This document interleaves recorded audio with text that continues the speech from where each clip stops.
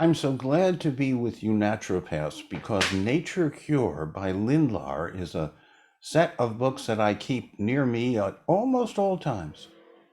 So let's understand nature's pharmacy, nature's alkaline way. I'm Dr. J. And I'm here with some slides, and I'm more than 50 miles away from home or equivalent by Zoom. And I welcome you to join me in understanding functional immunology, because functional detoxification, so that we can thrive, not just survive in the 21st century, is something that we at the Health Studies Collegium Foundation have been studying for many, many years. Next slide. This is me. I maintain a fellow status in a number of different organizations. I'm a senior fellow of the Health Studies Collegium. I am founder and chairman of PERC, Integrative Health, ELISA Act, Biotechnologies, and RMJH-RX. From this, you can conclude that either I have a Jewish mother or I'm easily bored or both. You see on the bottom of the slide how to contact me through HSC, Health Studies Collegium. And in regard to functional detoxification and thriving in the 21st century, what we want to look at is evidence of chronic autoimmune illness potentiated by environmental toxins. Then we want to assess the toxin burdens that contribute to treatment failure. Then we want to practice safer functional detoxification, biological detoxification, to mitigate the adverse effects of toxic minerals and chemicals. We want to use essential nutritional minerals as antitoxins. The goal is to avoid 80% of the bad stuff while increasing essential nutrients to compensate for 21st century anti-nutrients. Toxic metal link to ill health. We've known this for many decades, but it's coming back again. So we want to determine the chronic illness links with toxic metals.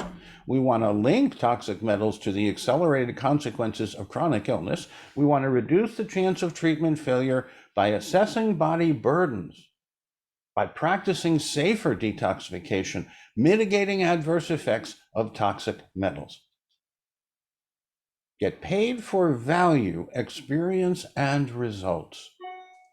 This usually means testing to determine chronic illness links to, say, mercury.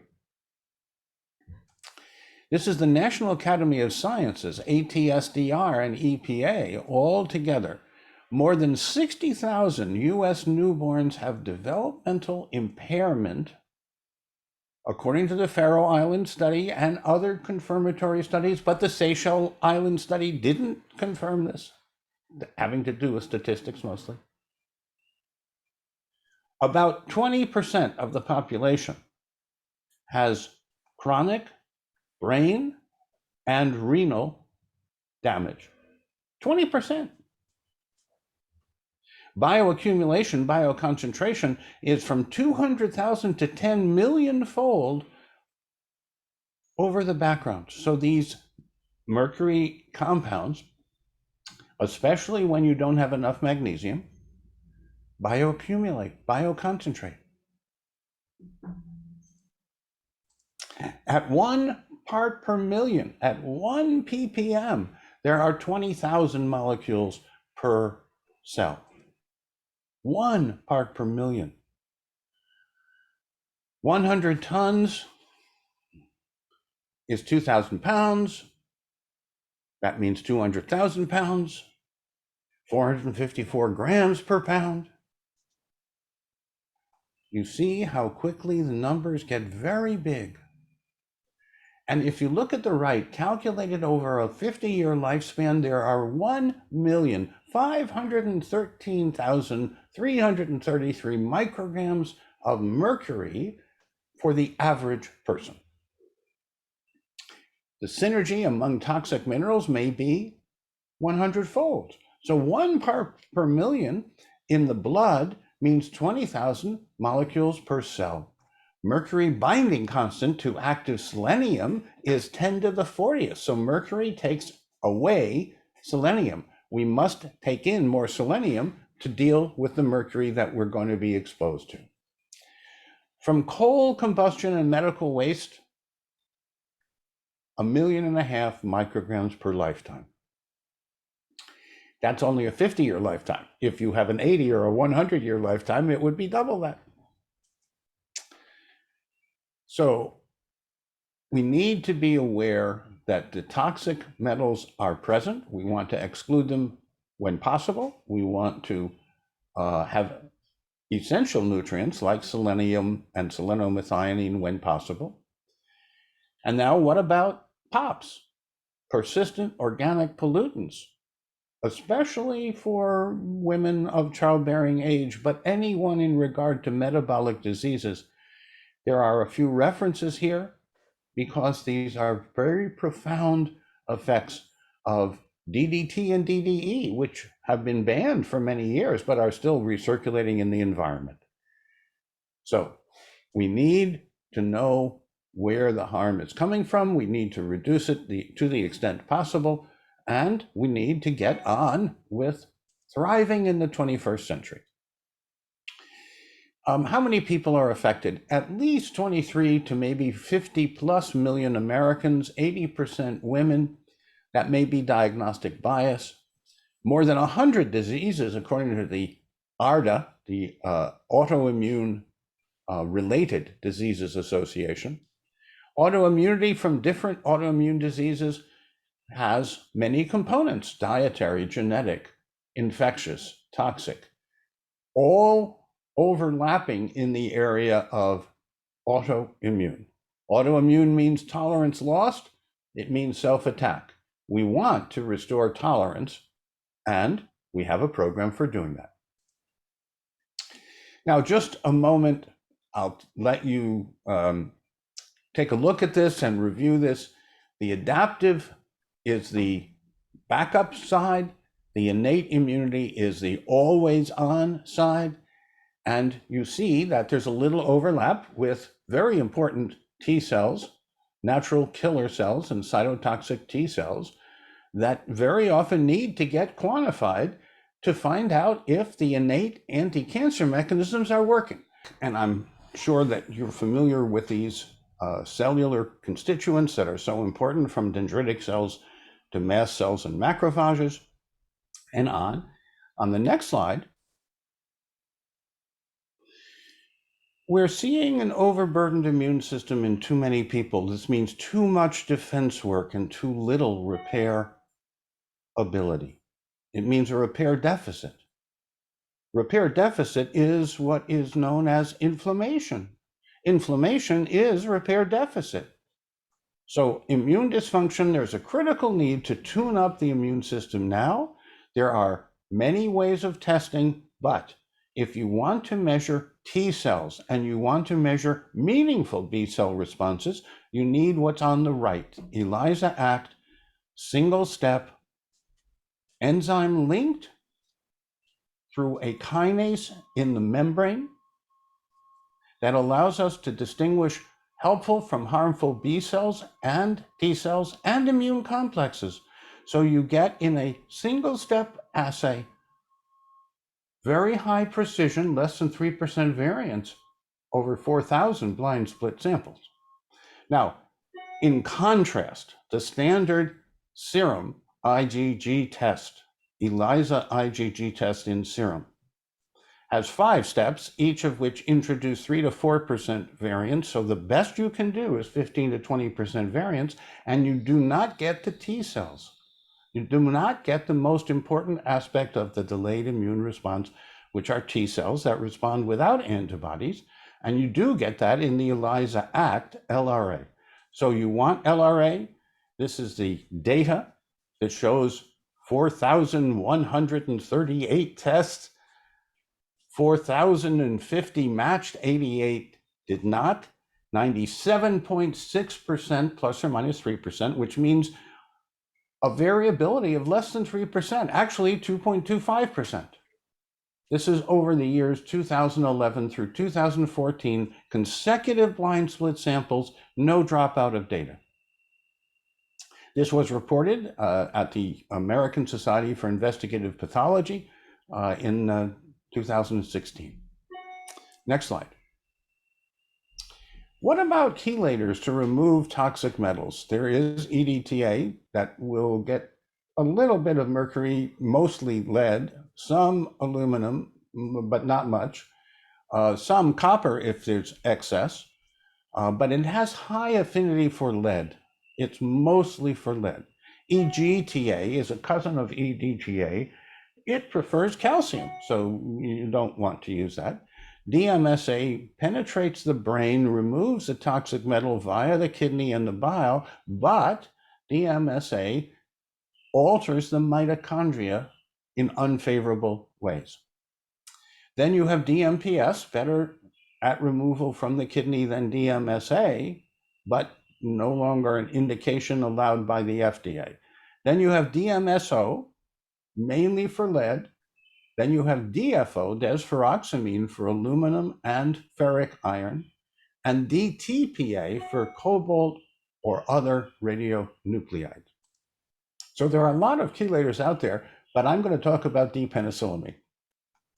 Because D-penicillamine chelates divalent cations, all of them. It stimulates tissue nitric oxide, NO. That's a good thing. It increases sulfur phase 2 detoxification. That's a good thing. It's synergistic with phase 1 and phase 2 combination detoxification. The toxic mineral quantitation and immune burden is what we would call the D-penicillamine protocol or D-penicillamine provocation. You see that D-penicillamine is an amino acid. Its structure is on the right side. It's dimethylcysteine, it's mercaptovaline. It's an amino acid that is not metabolized, but goes everywhere that amino acids go. If you give it at high dose for every day, you eventually inhibit connective tissue crosslinks, and you don't want to do that. But if you use it the way we recommend, to provoke, and then in a pulsed fashion, along with biological detoxification, you can get the benefits without the risks. So D-penicillamine and LRA tests for hypersensitivity are a natural dynamic duo. They complement each other. If you do the D-penicillamine and request the essential minerals as well, you get information about nutritional minerals. For example, magnesium, when it's adequate, helps prevent toxic metals from coming in. And when magnesium is deficient, that's exactly when the toxic metals bioaccumulate. So using D-penicillamine for nutritional as well as toxic minerals and the LRA test for hypersensitivity are a dynamic duo to get you the information you need to help people avoid treatment resistance by cleaning your cellular space. These are functional provocative tests for divalent cations. We want the body burden of TMs, toxic metals. That's lead, mercury, arsenic, cadmium, nickel. We want the nutritional minerals that are anti-toxic: calcium, magnesium, zinc, molybdenum, chromium, vanadium, manganese, selenium, iodine. All you get with D-penicillamine provocation. And we even know what the provoked range is for healthy people. So we have delayed allergy or cell-mediated hypersensitivity, as well as toxic mineral, using the LRA lymphocyte response assay or ELISA, which is a cell-based assay. We prefer the LRA because we pioneered it. And we do not prefer the ELISA because it uses radioisotopes. Personal detoxification, biological personal detoxification. You would want to measure D-glucaric acid in the urine. You would want to measure mercapturic acid in the urine. You would want to do a D-penicillamine provocation for urine essential and toxic minerals. You have to ask for the essential as well as the toxic minerals. What about pesticides? Well, there's a big five. There's glyphosate, which is in most manipulated grains today, atrazine, chlorpyrifos, metachlor, and metam-sodium. We're at war with nature. We shouldn't be. We should be nurturing nature. We should be using nature's alkaline way. We should be using nature's pharmacy. We should feature organic, biodynamic, CSA, community-supported agriculture farms, personal gardens, farmers markets. Make peace with nature. Two of my friends were Paul and Betty Keene of Walnut Acres fame. There's a famous photograph of their biodynamic wheat standing when the organic farmer and the conventional farmer around them had the weevils eat the grain to the ground, but not the biodynamic grain grown by Paul and Betty Keene, distributed by Walnut Acres. So you must be careful what you get. You must clean it if it's needed, and it is for most fruits and vegetables. But there are many ways of upping your game so that you get nature, nurture, and wholeness. How about fermented foods? They're very good. They're high in fiber. They include herbs and spices and maybe some edible flowers. How about GGOBE? Garlic, ginger, onions, brassica sprouts, and eggs are antitoxic foods. They should be staples in the diet. GGOBE, garlic, ginger, onions, brassica sprouts, and eggs.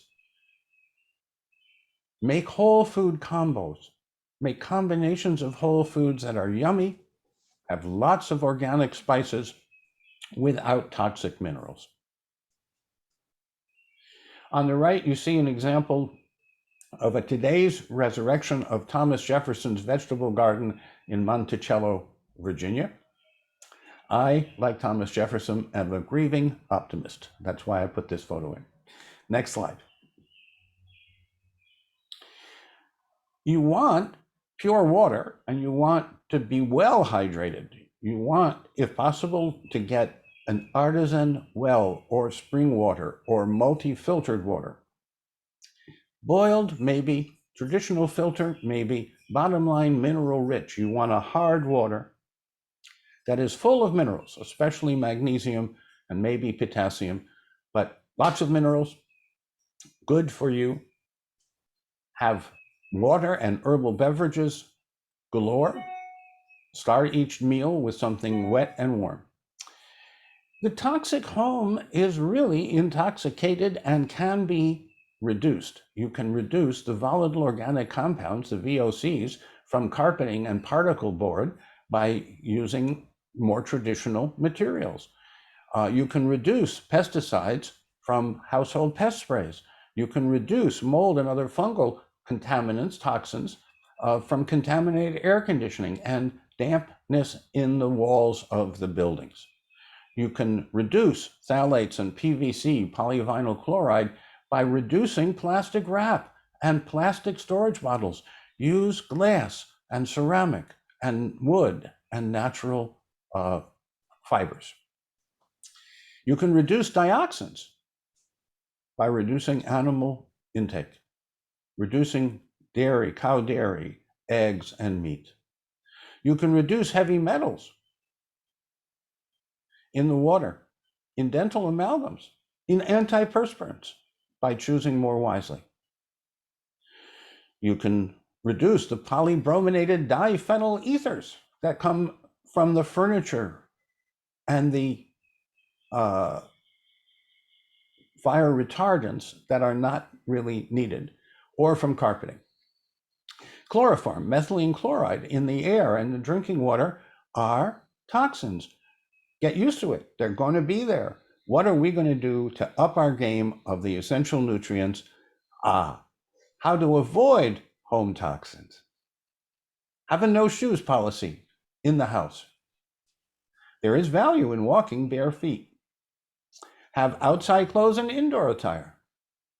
Avoid products with high VOCs. Let new products off gas and ventilate before bringing them in.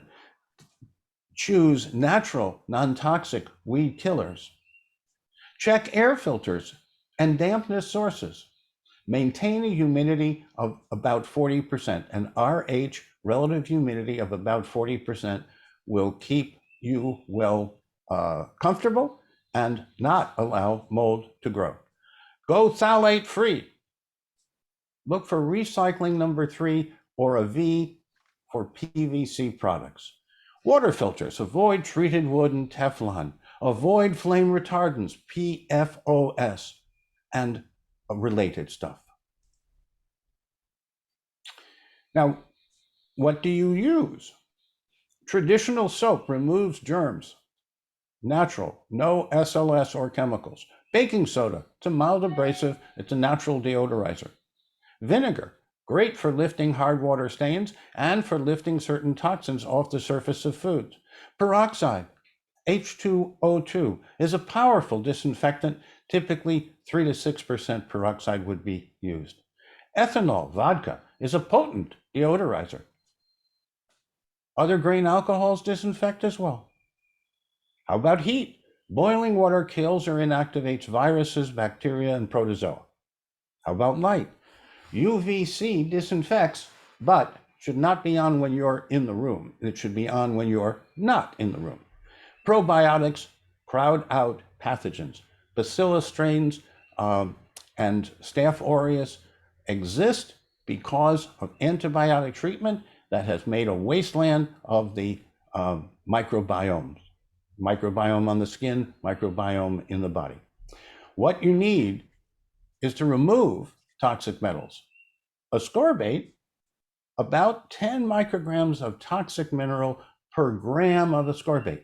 The daily exposure of most Americans is about 20 micrograms of toxic metals, so about 2 grams of ascorbate per day to safely protect and excrete just the toxic metal burden of the day. More is needed for better results. Magnesium and choline citrate, enhanced uptake that allows magnesium to help glutathione get synthesized in the cell, helped kick out lead, mercury, arsenic, nickel, cadmium. Important for phase 1 detox pathway. It protects the brain from the onslaught of toxic minerals like aluminum and cadmium. GGOBE, I've mentioned them before. They also give you sulforaphane and IP6 and improve the synthesis of glutathione by taking in adequate amounts of garlic, ginger, onions, brassica sprouts, and eggs.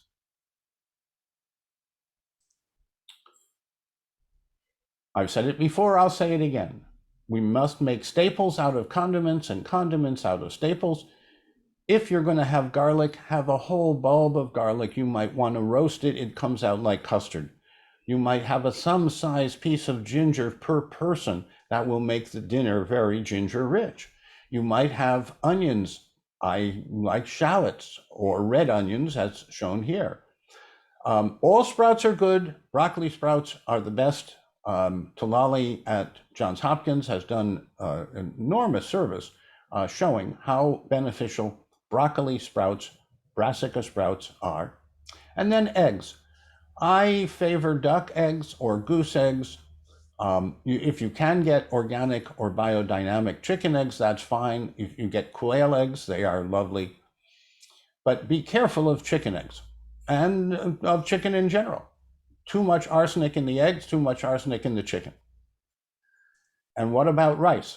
Well, if you want happier cytochrome P450s, you must get rid of the toxic metals using nature's detoxifier, GGOBE. And then you get bonuses as well. Magnesium plus choline citrate for optimum absorption based on the first morning urine pH. After 6 hours, the fluid in the bladder equilibrates with the lining cells, and then at only that time of day, the first urine after rest, you get a measure of urine metabolic acidosis, whether your urine is too acidic, in which case you need more magnesium and choline citrate, or whether it's okay, that would be 6.5 to 7.5, or if it's above 7.5 on a consistent basis, that could be catabolic illness. You want buffered, reduced ascorbate based on the C cleanse. You want polyphenolics to complement the ascorbate, quercetin dihydrate, and oligomeric proanthocyanidin, low molecular weight OPC.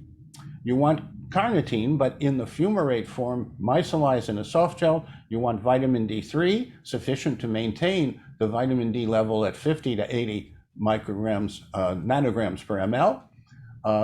That will usually take drops, 10 or 20 drops under the tongue before swallowing. You want multi-nutrient formulation as foundational support. Keep the urine sunshine yellow by having enough vitamins, minerals, and cofactors. Then we get to probiotics. Probiotics bind toxic metals, lactobacillus species specifically. Probiotics improve essential nutrient absorption. They produce B vitamins. They help digestion.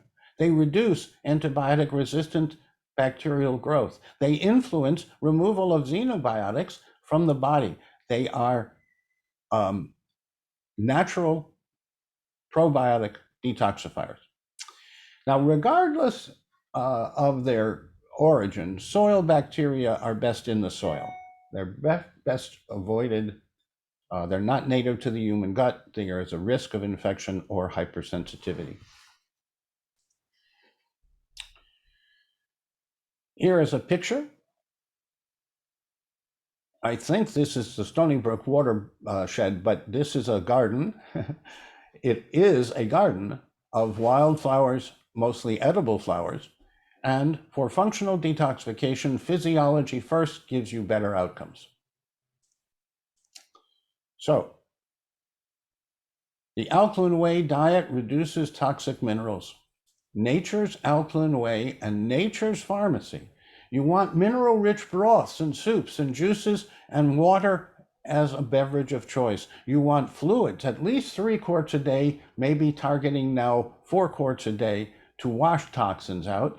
And you want to repeat the provocative depenicillamine test about every 6 months to check for results in the essential nutrients as well as the toxic minerals. So the alkaline whey diet includes a daily pH log and maybe a note or two on how you're feeling in relation to the pH. Nature's calcium channel blocker is magnesium, maybe zinc too, but certainly magnesium is nature's calcium channel blocker. As I indicated, 3+ quarts per day to wash toxins out.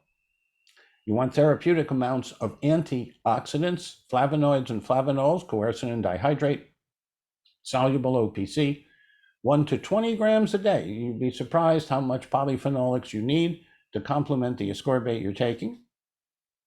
The ascorbate should be based on a C cleanse, and you should have selenomethionine to activate your vitamin E. You might include bi-weekly, that is Monday and Thursday, pulsed depenicillamine for 30 or 60 days to accelerate the detoxification process. You want probiotics and prebiotics for a high fiber diet that helps remove toxins, especially from the liver.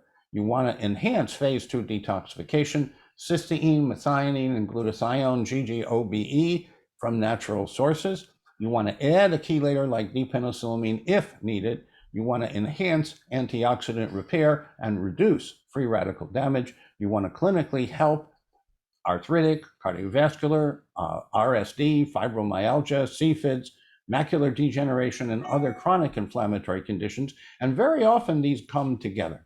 So side effects from properly used depenicillamine are rare. If any issues surface, stop depenicillamine and reevaluate the clinical circumstance. If you have any questions about depenicillamine, we're able to answer them. Safer bio-detoxification, restorative detoxification includes phase 1, that is metabolism to make the compound more water-soluble, phase 2, conjugation to make it more water-soluble, and lipotropic to make it more bile-sensitive, coming from the liver through the biliary tree.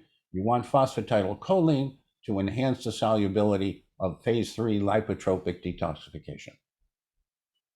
You want to have sulfur amino acids and lipotropics and minerals.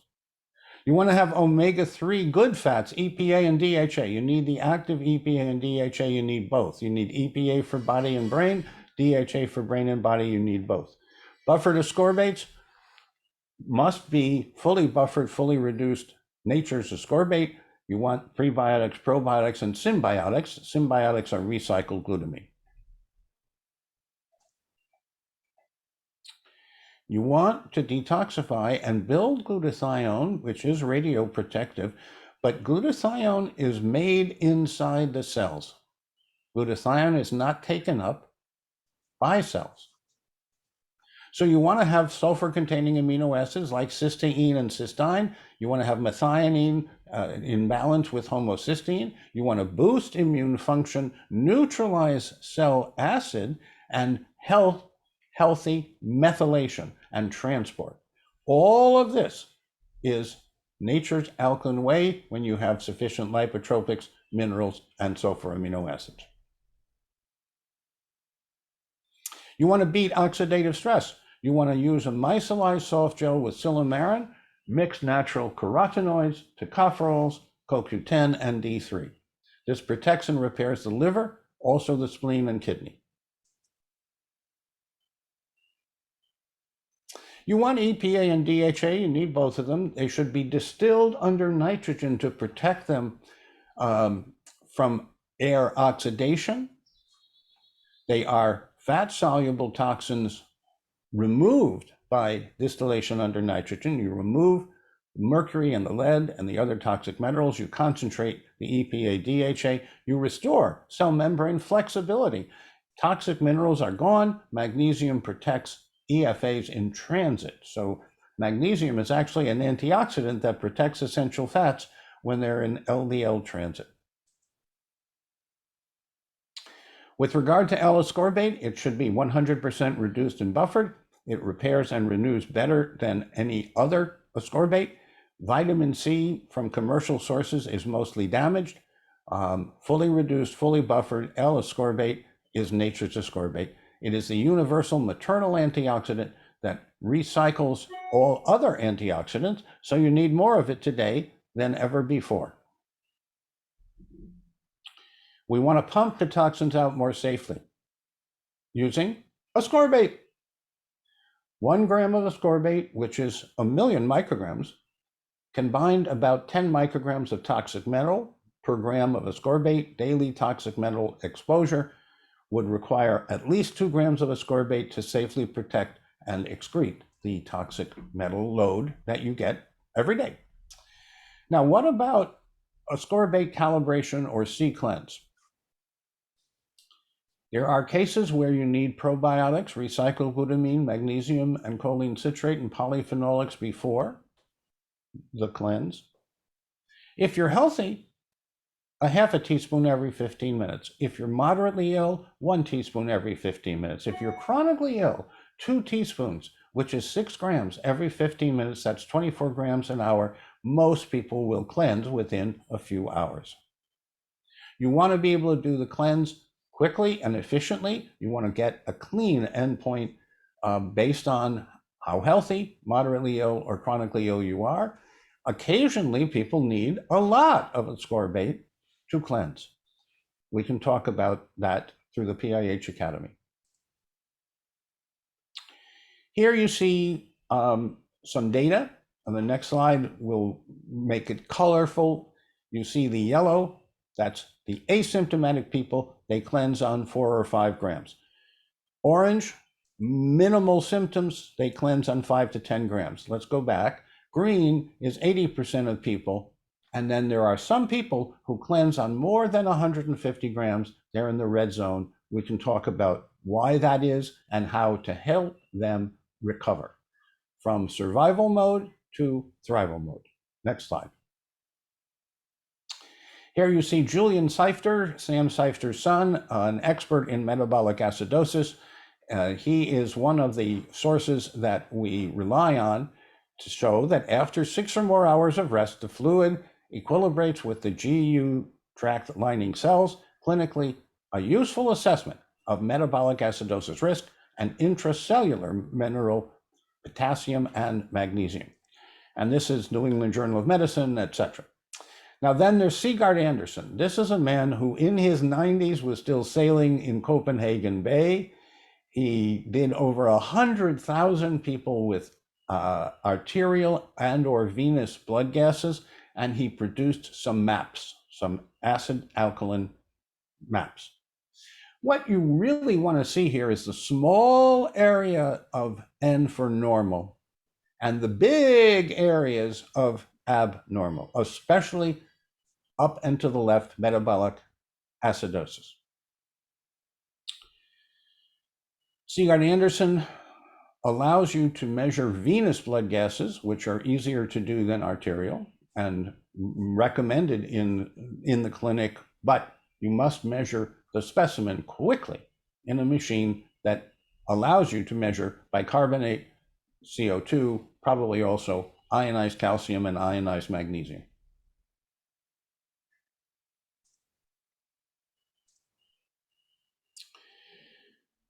If you're too acidic, if your pH in the urine is below 6.5 consistently, the excess acid will wear you out. If you're healthy, the Goldilocks scenario, 6.5 to 7.5 is healthy, you feel better. And if you're too alkaline, more than 7.5 consistently, it might be catabolic illness, which tears you down. We can help you get to the predictive goal value. pH 6.5 to 7.5 is what you would like to have, and you will feel better when you are there.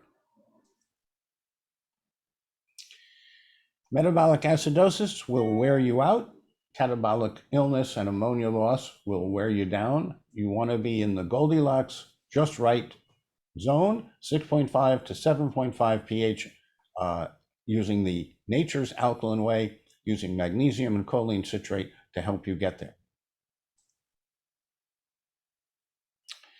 This is a very helpful table that we created many years ago and have continued to make available for download free.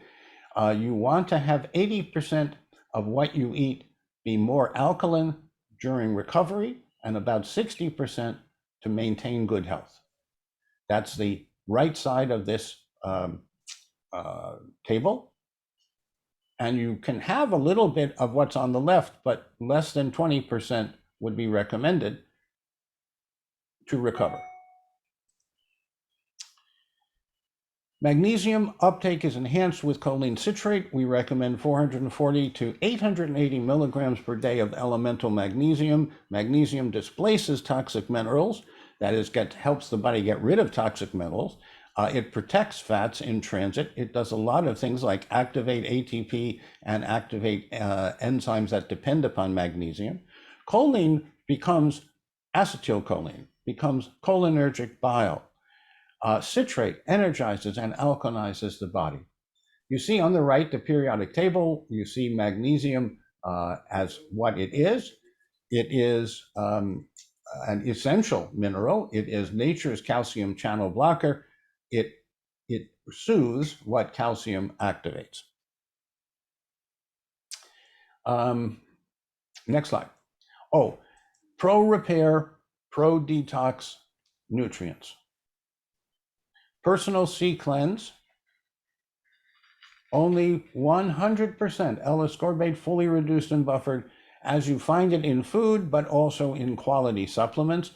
Dark fruits are superfoods, polyphenolics. This happens to be a pomegranate, but any of the dark fruits or are superfoods. You want B methyl cofactors in balanced B's form in a super multivitamin. You want biodetox from whole greens. You want high sulfur foods, GGOBE, to accelerate detoxification. And you want EPA and DHA from diet and supplements. But supplements that are distilled under nitrogen and micellized.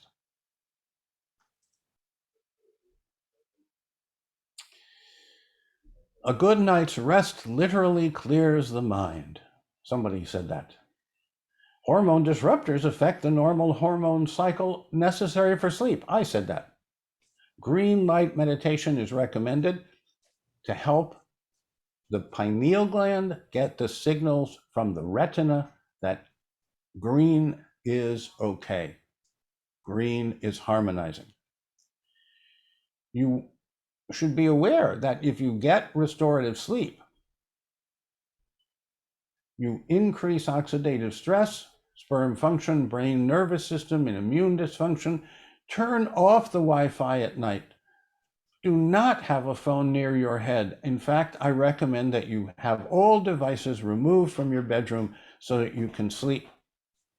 And if possible, turn the Wi-Fi off with a timer that will bring it on in the morning. Power off all alarms.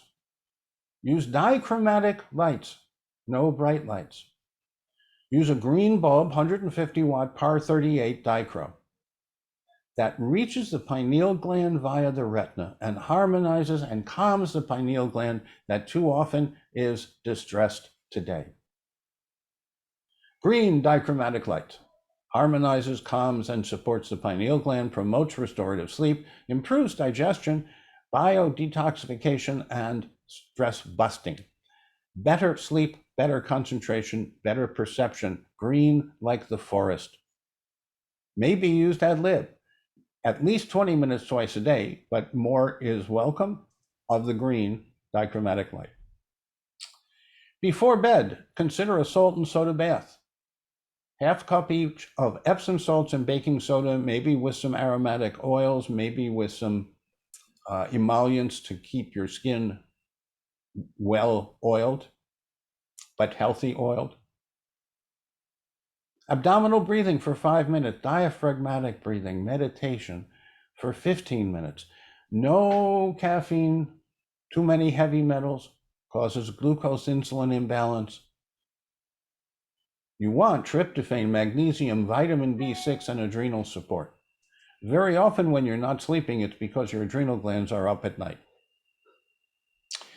Evidence of chronic autoimmune illness potentiated by environmental toxins. We've assessed body toxin burdens that contribute to treatment failure. We've learned how to practice safer functional detoxification, biodetoxification, using nature's cure to mitigate adverse effects of toxic metals and chemicals. And then to use essential nutritional minerals as antitoxins so that we can thrive in the 21st century rather than just survive. The goal is to reduce more than 80% the toxins that we are exposed to and to mitigate the remaining 20% with intelligent biodetoxification.